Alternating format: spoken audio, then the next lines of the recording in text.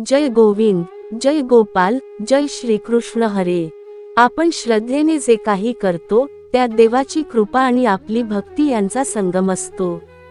आज आपण जाणून घेणार आहोत एक असं व्रत जे सौंदर्य, सौभाग्य आणि पतीच्या दीर्घायुष्यासाठी केलं जातं आणि ते म्हणजे गोपद व्रत। गोपद व्रत म्हणजे काय?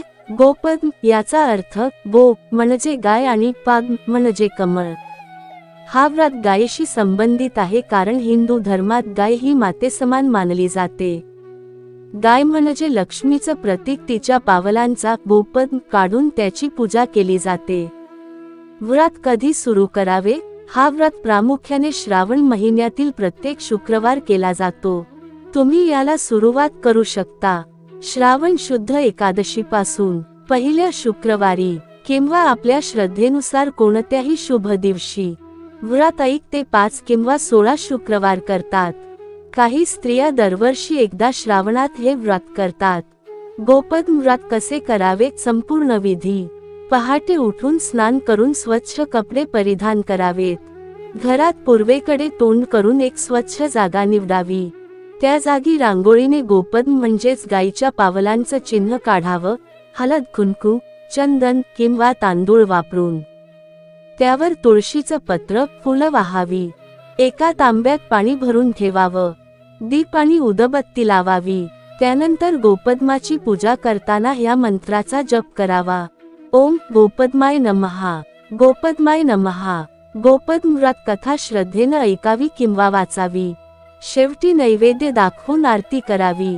दिवसभर उपवास करावा किंवा एक वेळ फळाहार घ्यावा। गोपद व्रताचे नियम: 1. पूजा शांत मनाने, पवित्रतेने आणि भक्तिभावाने करावी। 2. पाळी किंवा सुतक असेल तर त्या दिवशी पूजा करायची नाही। 3. त्या दिवशी व्रत पुढे ढकलून पुढच्या शुक्रवारी करावं। व्रताची कथा थोडक्यात: गोपद व्रताची कथा श्रीकृष्ण, रुक्मिणी आणि पार्वती देवीशी संबंधित आहे। या कथेत पार्वतीने महादेवांसाठी आणि रुक्मिणीने श्रीकृष्णासाठी हे व्रत केलं होतं। या व्रतामुळे त्यांना अखंड सौभाग्य आणि पतीचे रक्षण लाभले। उद्यापन कसे करावे? जेव्हा व्रत पूर्ण होतं तेव्हा करावं लागतं उद्यापन म्हणजे व्रताची पूर्तता। 1. एका सुंदर तांब्यात किंवा मडक्यात पाणी भरावं।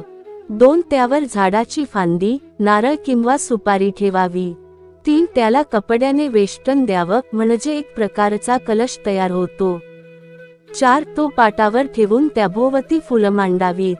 5. पंचपक्वान्नांचा नैवेद्य करावा।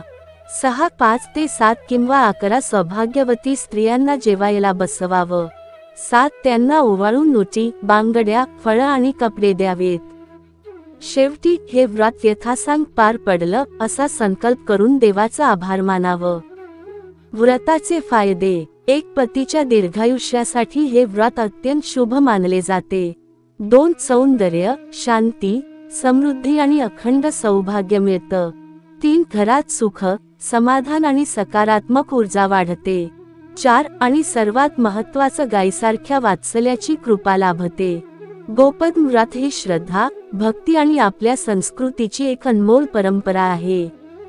जर तुम्हालाही सौभाग्य, शांती आणि पतीचं रक्षण हवं असेल तर नक्कीच करा हे व्रत श्रद्धेनं, भक्तीनं आणि शुद्ध भावनांनी।